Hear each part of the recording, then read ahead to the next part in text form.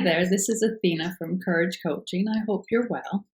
In today's video, I'm going to talk about signs of passive-aggressive behavior in narcissists. Passive-aggressive behavior comes in many forms, but is not always as easy to identify, especially when you've not had experience with it. What does passive aggression look like? Passive aggressive behavior is a message or behavior pattern that doesn't have the assertiveness or active engagement that you would notice when somebody is outwardly aggressive towards you.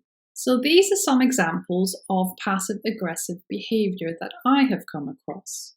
Saying yes to a project or to an appointment, but without any intention of actually attending the appointment or completing the task. Making sarcastic comments at your expense, but then just saying, I was only joking. Excluding you from group activities, excluding you from a family dinner, or for a coffee with friends that you always usually attend.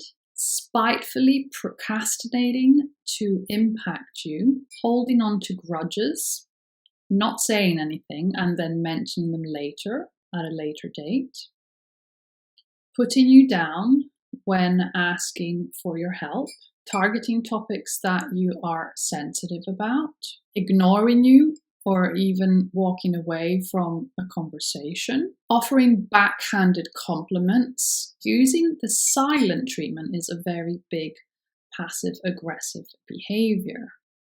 And also, if, for instance, a wife is cooking her husband dinner, she may purposely burn the dinner if she's angry at her husband.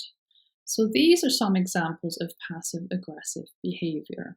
Now, how do you cope with a passive-aggressive narcissist? Coping with a narcissist generally is exhausting and draining because you are essentially dealing with a 3-year-old toddler in an adult body. When you are trying to maintain your sanity, you usually will end up setting boundaries. How do you deal with passive-aggressive behavior? Well, that is tricky because it isn't always obvious. If you notice that some behaviors may be passive-aggressive, then the best thing you can do is start setting boundaries or disengage completely. Now, many of these examples don't seem outwardly aggressive, but when you combine them with covert narcissism, they can occur very frequently and be a very significant part of how somebody functions.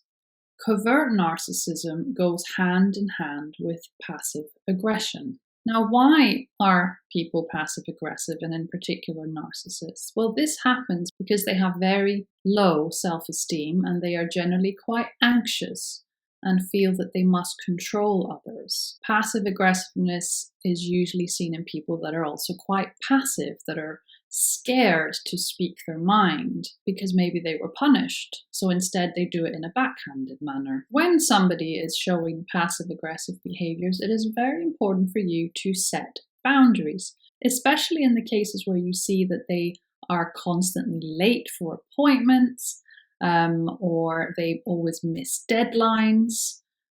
These are times where you need to set boundaries and explain that these sort of behaviors are not acceptable for you.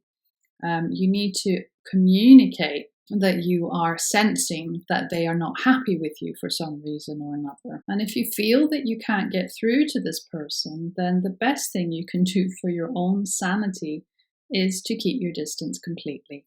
That is the end of the video today. Thank you so much for watching and for listening. If you found this video useful, then please share your experience in the comment section below, and I will see you in my next video. Take care. Bye-bye.